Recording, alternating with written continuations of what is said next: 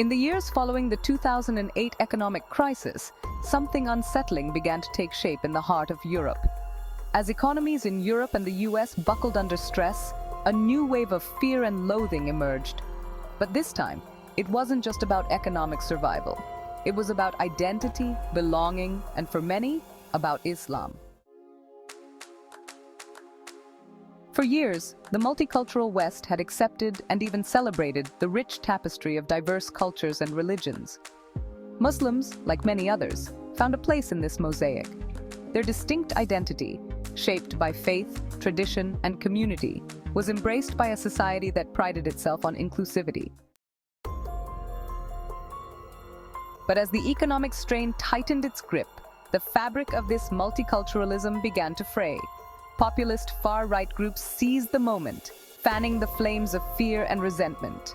Islamophobia, which had simmered beneath the surface, was suddenly thrust into the spotlight. Though surveys suggest that anti-Muslim sentiment is not as widespread as it might appear, the internet magnifies these sentiments, especially during times of unrest or when isolated acts of violence involve Muslims. The result? A growing sense of alienation for many Muslims who now find themselves in a precarious position. Interestingly, while non-Muslim immigrants have largely integrated into the cultures of their new homes, Muslims are often perceived as struggling to do the same. This perception isn't limited to the West. Even in wealthy Muslim countries like the UAE, there are growing tensions.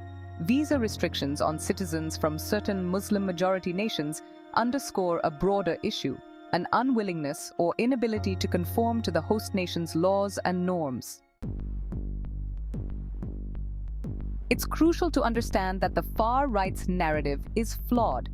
They use Muslims as scapegoats, diverting attention from their own failures. Brexit, a movement heavily backed by these groups, has done more harm than good, shrinking Britain's economy and diminishing its global influence. So, where do we go from here?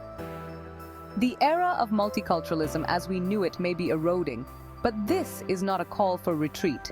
Instead, it's a challenge to rethink and refigure how Muslim identity is presented in the West. This isn't about abandoning one's faith or culture.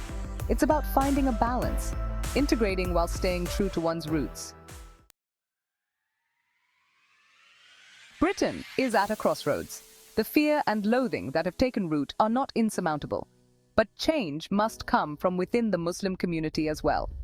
By navigating this complex landscape with wisdom, resilience, and openness, Muslims can redefine their place in a society that is still searching for its own identity.